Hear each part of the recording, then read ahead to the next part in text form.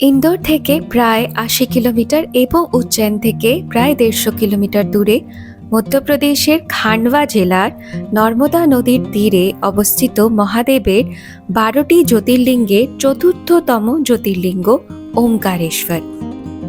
এই মূল মন্দিরের বিপরীতে নর্মদা নদীর দক্ষিণ তীরে অবস্থিত সমানভাবে গুরুত্বপূর্ণ মন্দির মামলেশ্বর। ভোরবেলা ৫:৩০ নাগাদ আমরা বেরিয়ে পড়েছিলাম দর্শনের জন্যে। আমাদের প্রায় ২ থেকে ২.৫ ঘন্টা সময় লেগেছিল পৌঁছানোর জন্যে। মন্দিরে যাওয়ার জন্যে নর্মদা নদীতে বোটিং করেও যাওয়া যেতে পারে অথবা ব্রিজ ক্রস করেও যাওয়া যেতে পারে। ব্রিজে প্রায় ৫০০ মিটার হাঁটা পথ,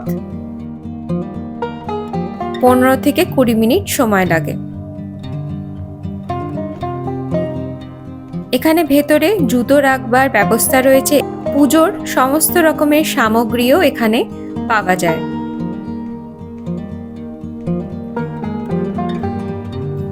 যদিও হাঁটা পথেই মন্দির পৌঁছানো যায়, তবুও আমি বলবো নর্মদা নদীর সৌন্দর্য উপভোগ করবার জন্যে ওমকারেশ্বর মন্দিরের সবচেয়ে সুন্দর ভিউ পাওয়ার জন্যে বোটিং অবশ্যই করা উচিত। এবং এই বোটে করেই আমরা চলে গিয়েছিলাম নর্মদা নদীর দক্ষিণ তীরে মামলেশ্বর মহাদেবের মন্দিরে। ওমকারেশ্বর মন্দির মান্ধাতা দ্বীপের ওপর অবস্থিত এবং এই দ্বীপটি চারিদিকে নর্মদা নদী দিয়ে ঘেরা। এই দ্বীপটির আকার অনেকটা ওম চিহ্নের মতো, এই জন্যে এই জায়গাটিকে ওমকারেশ্বর বলা হয়। এখানে উইকেন্ডসে এবং শ্রাবণ মাসে প্রচুর দর্শনার্থীদের ভিড় থাকে, তাই তোমরা যদি ভিড় অ্যাভয়েড করতে চাও তাহলে কিন্তু এখানে উইকডেজে এসো। আমরা এখানে আসার আগে ভিআইপি বুকিং করে নিয়েছিলাম। ভিআইপি বুকিং অনলাইন ওয়েবসাইটের থ্রু করা যায়। আমি এখানে একটা ডেসক্রিপশনে নাম্বার দিয়ে দেব, সেখানেও তোমরা বুকিং করতে পারো। মন্দির খোলা থাকে ভোর ৫টা থেকে রাত্রি ৯টা পর্যন্ত। ৩টে স্লটে দর্শন হয়, সকালবেলা, দুপুরবেলা এবং সন্ধেবেলা। আমরা সকাল সকাল গিয়েছিলাম, তাই ভিড় তুলনামূলক অনেকটাই কম পেয়েছি। মন্দিরে ঢোকার সময় আমাদেরকে একটা হাতে ব্যান্ড দেওয়া হয়। এই ব্যান্ডে আমাদের নাম, ডেট, টাইম সবকিছু লেখা থাকে। এটা হলো মন্দিরে ঢোকার রাস্তা। এটা হলো মন্দিরের প্রবেশ দ্বার।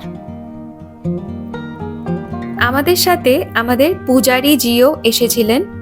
উনি আমাদের জল অভিষেক এবং পুজোর ব্যবস্থা করে দিয়েছিলেন। এটা হচ্ছে ভিআইপি এন্ট্রির লাইন, তাই অনেকটাই ভিড় কম, কিন্তু ভেতরে গিয়ে পুজোর জায়গায় একটু ভিড় থাকে, কারণ সব দর্শনার্থীরা ওখানে একসাথে এক জায়গাতেই দর্শন করে। আমাদের জল অভিষেক করিয়ে দিয়েছিলেন আমাদের পূজারীজি। এখানে একটি জায়গা আছে উপরে যেখান দিয়ে জল ঢালা হয়। সামনেই রয়েছে ওমকারেশ্বর জ্যোতির্লিঙ্গ, যেখানে জলটা পৌঁছে যায়। মন্দিরের বাইরেও আমাদের একটি ছোট্ট করে পুজো করার ব্যবস্থা করে দিয়েছিলেন আমাদের পূজারীজি। এখানে নর্মদা নদীর ঘাটে ভক্তদের জন্য স্নান করারও ব্যবস্থা রয়েছে এবং অনেক দর্শনার্থীরাই এখানে এসে স্নান করে তারপর পুজো করতে যাচ্ছিলেন।